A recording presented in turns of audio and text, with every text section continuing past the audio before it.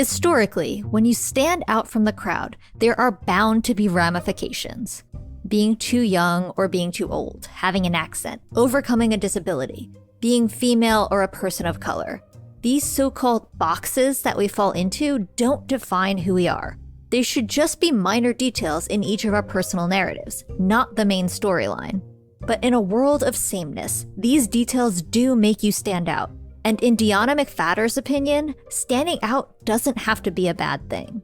I see it as a superpower, all the boxes that I'm able to check. And so I think that feeling empowered by the labels versus letting the labels define me is what I would say to anyone, because everyone has the boxes that they check.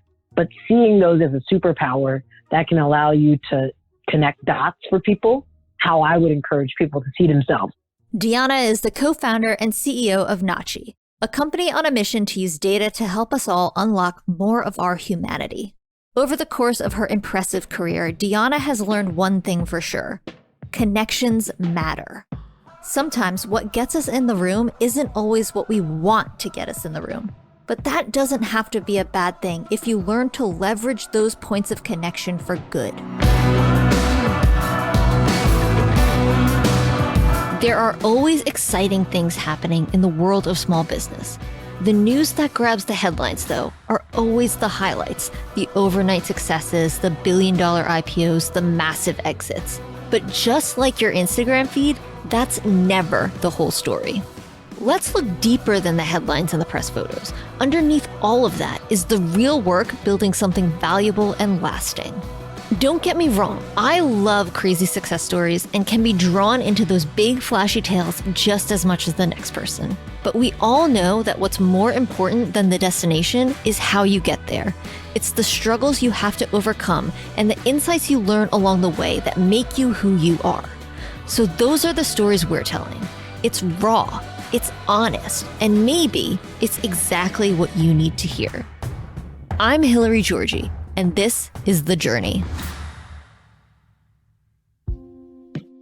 Dionna was the whiz kid we all secretly were jealous of growing up. She not only understood math, she actually enjoyed it. I was the kid in the car during the road trip doing like word puzzles and problem-solving games. And I've always liked math, in particular statistics. So I fell into this world of math, but math for the story that it tells, which is what I think statistics is all about. Dionna's passions didn't start and end with academics. She also grew up with a love for basketball, something that opened up a lot of doors for her early on. I was a pretty good basketball player, and I was fortunate enough to play in a program growing up that was one of the best in the country. So I had great options to go to really good schools academically and also play basketball. Her skills on the court, combined with her abilities in the classroom, made Dionna an all-around all-star who colleges wanted on their campuses.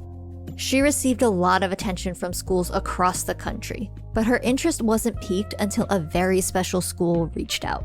West Point was reaching out to me, so the military wasn't even on my radar as something that I would want to do. But the coach that was calling me from West Point was from Ohio as well, which is where I grew up. So she was able to hone in on things we had in common. So her conversations out of everyone were the most interesting. And when I was in New York City, actually visiting Columbia for an academic scholarship, my dad was like, hey, West Point's actually not too far away. So on our trip, do you want to just check it out? I then ended up having West Point as my first official visit. Then I canceled all my other official visits that I was getting as a recruited athlete because I just felt like a higher power than me was calling me to be there. She committed to West Point, where she studied statistics, met lifelong friends, and began to craft a future for herself in the military. Everything seemed to be going better than planned, until a harsh reminder of what the military could have in store for her came knocking. At the beginning of my sophomore year there, September 11th happened, which completely changed the way that experience unfolded. We were at peace, essentially, when I went. I didn't have any thought of going to war. And fast forward, by the time we graduated, all of my friends, everyone, that's where you were going to go, right? You were going to finish your training, and more than likely, you were going to go to the front line. Dionna began working hard to build mental and physical fortitude she thought she'd need. She prepared for the worst, but hoped for the best. It wasn't until about a month and a half before graduation that she found out that none of her plans, neither the good nor the bad would actually ever come to fruition. I actually got an honorable discharge when I graduated because of a medical condition that I had. I was thrust into figuring out what I wanted to do with my life when I thought the next 5 years were decided for me. So went through the best way I can describe it is some survivor's guilt, but thrust myself into corporate America. So I was waging a very different path than all of my closest friends and classmates. Her life shifted from a set path in a rigid system to job fairs and corporate calling cards. It was a change of pace that caused her mind to do backflips, fighting to justify the existential crisis of why she was left on the sidelines, while many of her closest friends were deep in a war. That experience equipped her with a unique and powerful perspective on life. If her classmates were facing decisions like whether or not to pull the trigger, then who was she to not be able to hold down the fort at home and face anything the corporate world threw her way? I went to a career conference focused on the service academies, and I stood out like a sore thumb. So I was 10 years younger than basically everyone there. I was female and I was Black. So those things alone made it so basically every employer there wanted to talk to me, at least to figure out, like, what's this about? I knew I wanted to probably be in leadership or people management, maybe some marketing, because I'd have some exposure to that, but I didn't have any idea what I wanted to do. So I talked to everyone. If you wanted to talk to me, I talked to you. Everyone wanted to talk to her, but not always for the right reasons. I grew up in white suburbia, so I'm actually really comfortable being in rooms like that. So I do think I've found a way to channel that into a strength, and I'm pretty good at being able to bridge that gap for people. I'm okay with your reasons not being maybe what I want your reasons to be of why you want to talk to me. Maybe you're just curious or I'm a novelty to you. I feel really good about my ability once I'm in conversation with someone to bring them into my world in the way that I want to frame a conversation. And it's that mentality which has become Dionna's hallmark. She's the great connector, using any opening to find common ground and move forward from there. That career fair brought her two very different opportunities. West Point has covert recruiting for the CIA. So some of the professors there are also in the CIA and they're recruiting without telling you. So I actually was recruited for that. So that was one of my final choices. And then it was Procter & Gamble. So it's pretty ridiculous, kind of the range that I had. And Procter was only an option, really, because they are one of the only employers that had West Pointers at this conference. So I felt a lot of connection with the people I was talking to. Dionna accepted the job offer at Procter. She started on the customer team in Arkansas, where her first boss was also a West Point graduate. Procter was an opportunity for her to flex her skills beyond the military. It was structured just enough for her to feel at home, yet was loose enough that she began to get a taste of what life could be like in the civilian world. Procter actually was too slow for me.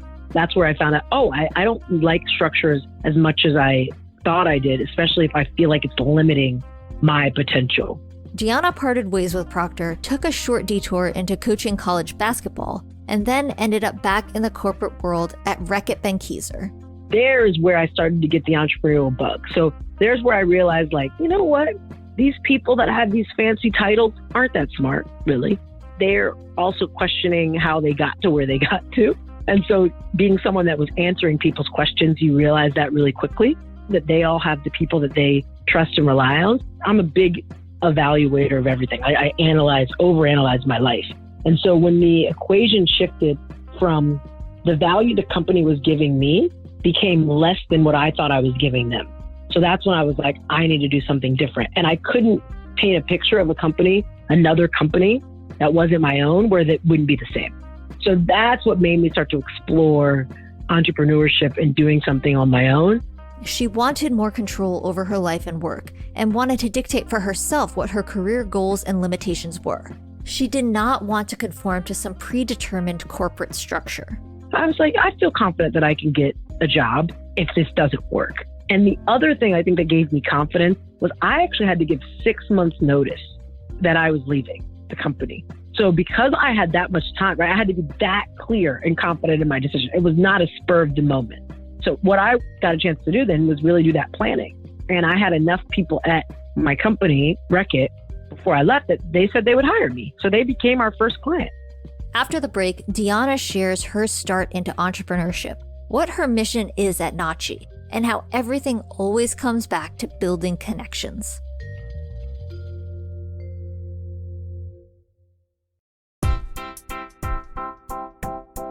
It takes a lot to grow a business, but one thing's for certain. You've got to have a laser focus on the customer. That's why we use Salesforce Essentials at Mission every day. With Essentials, your small business has access to the same CRM tools driving results for some of the most successful companies on earth. Think Adidas, Amazon, T-Mobile, Toyota, Intuit, Marriott, and tens of thousands more. Track your business health by measuring sales, emails, customer satisfaction, and custom metrics. Go to getessentials.com/thejourney to start your free 90-day trial today.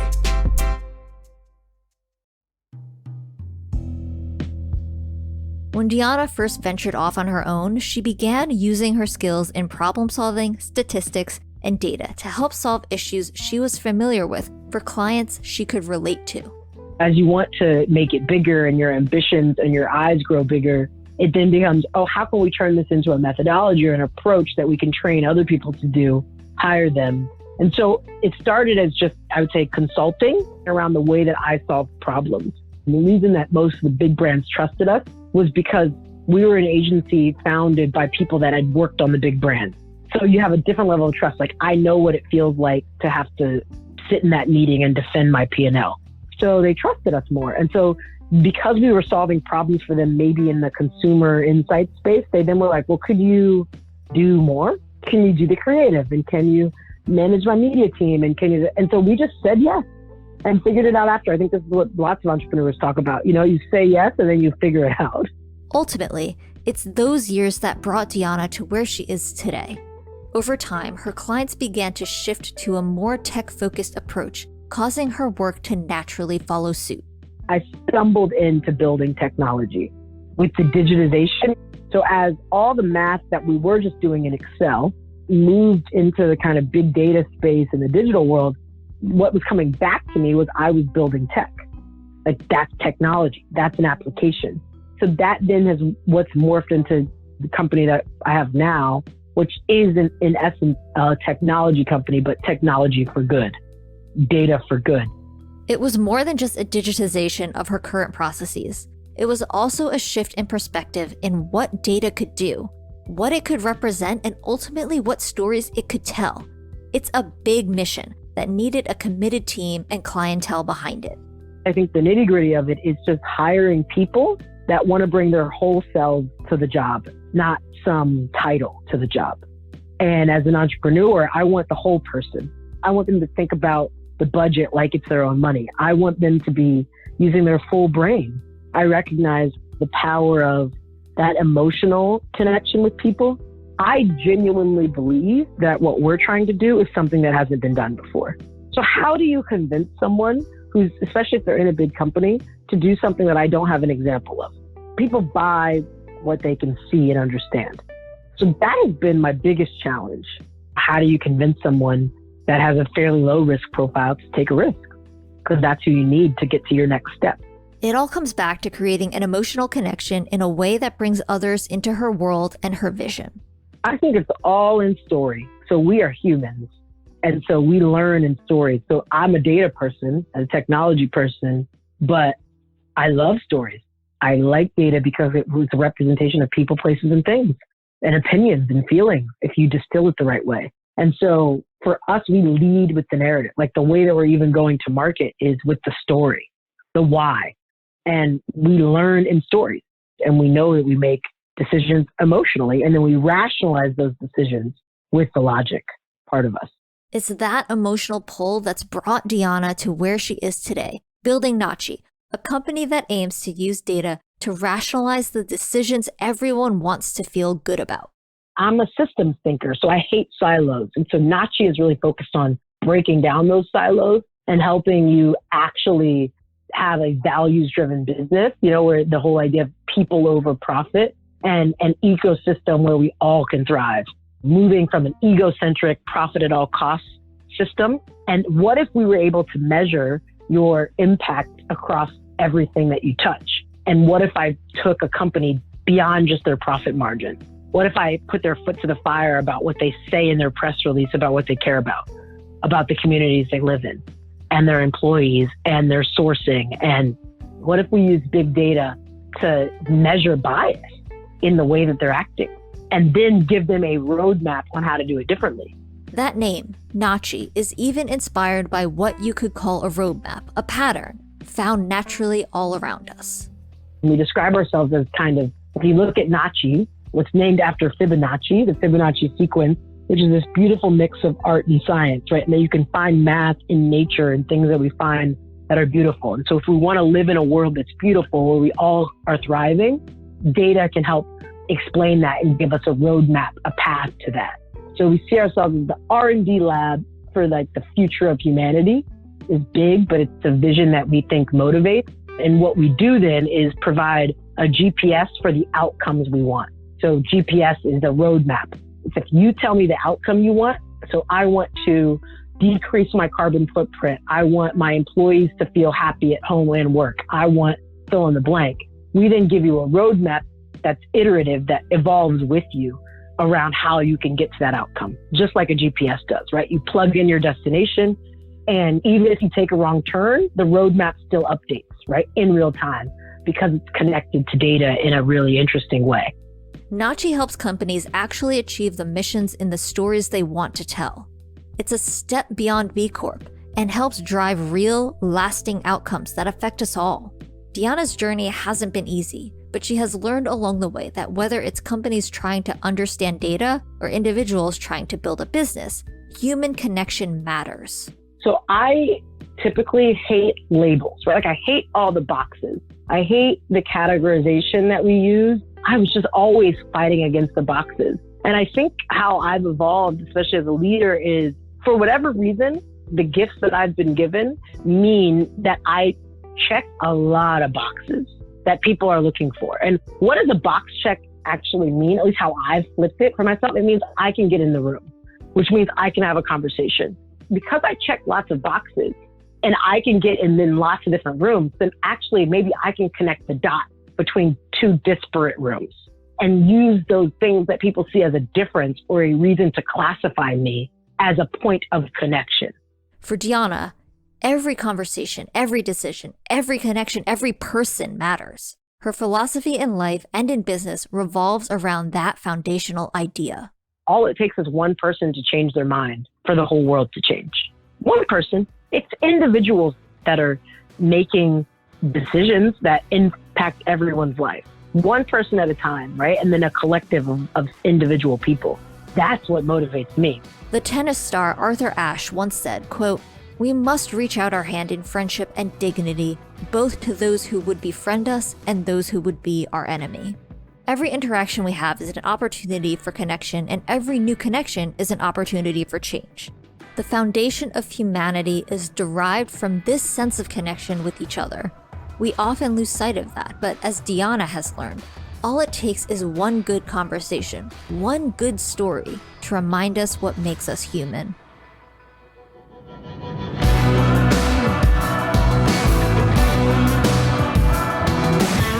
Succeeding as a startup, solo founder, or any small business is an uphill battle. It takes the right mindset and the right tools. That's why we're thrilled to partner with Salesforce Essentials to bring you the journey. Managing one podcast, let alone a whole media studio, is a challenge to say the least.